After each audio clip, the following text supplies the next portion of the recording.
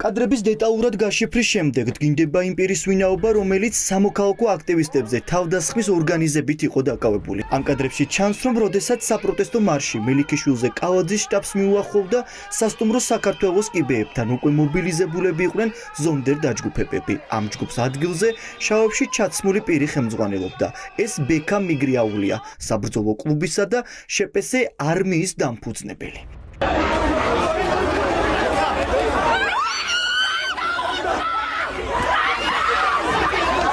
მხოლოდ TV პირველის კამერამ ბექა მიგრიაულის ძალადობის არაერთი ფაქტი გადაიღო.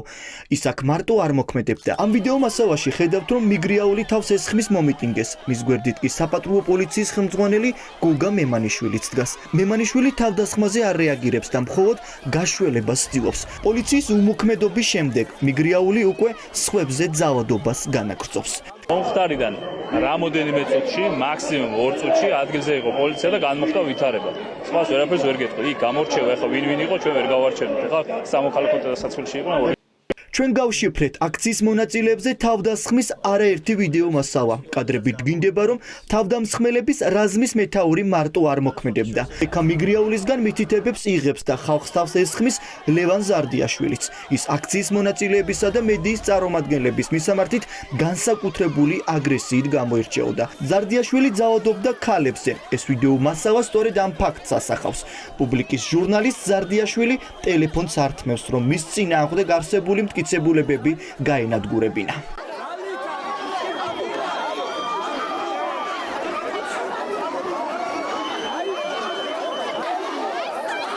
ბექა მიგრიაული და ლევან ზარდიაშვილი ამოიცნეს იმ აქტივისტებმაც, რომლებიც უკვე თვეებია უწყვეტ აქციებში მონაწილეობენ. ალბათ ეს ყველაზე აქტიურები, ვინც უფრო ესეთ თავდაჯერებულები არიან და ხედავთ, რომ უფრო მეტად აქტიურობენ, ეგენი იქნებიან ეს ლიდერები.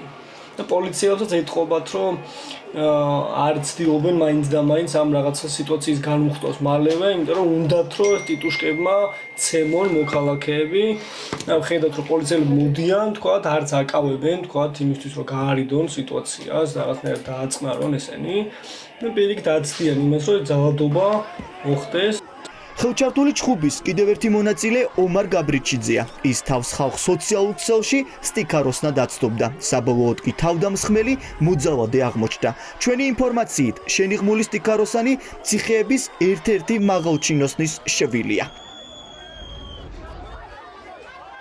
აქციის მონაწილეებზე ორგანიზებული თავდასხმის დროს ქალებს სცემდა ზაზა მომლაძე. მამაკაცი, რომელიც ჯერ უხამსი ჟესტებით ცდილობდა აქციის მონაწილეების პროვოცირებას, შემდეგ კი ქალს სახეში ხელი გაარტყა. პირველების ინფორმაციით ის ვაკის დეპუტატის ნოდარ ტურძელაძის მძღოლია. სავარაუდოდ ამის გამო ამართლებდა დღეს ტურძელაძე ახალგაზრდების ცემასა და ქალებზე ძალადობაში მხილებულ მოქალაქეს. რატომ არ არიან დასჯილები მოძალადეები? პოლიციელებსაც გაუსწორდნენ. რეაგირებას მოახდეს. პოლიციელებსაც გაუსწორდნენ და შესაბამისი რეაგირება ვერ ვნახეთ. აქციის მონაწილეებზე თავდასხმის დროს ქართული ოცნების ტიტუშკებმა გამოიყენეს ცივი იარაღი და ხელკეტები. ამ კადრებში სწორედ რეზინის ხელკეტით შეიარაღებული ტიტუშკას ჩანს.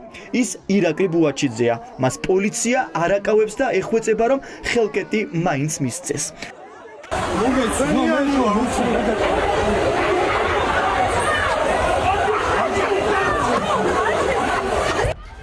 აქციის მონაწილეების მისამართით ისროდნენ კალაძის კლუბის წინ აღმართულ რკინის ჯებირებსაც. ეს მამაკაცი, რომელიც ახლა ფიზიკურ ანგარიშწორებას ცდილობს, ლევან თოფურიძეა, იგივე კალაბოკა.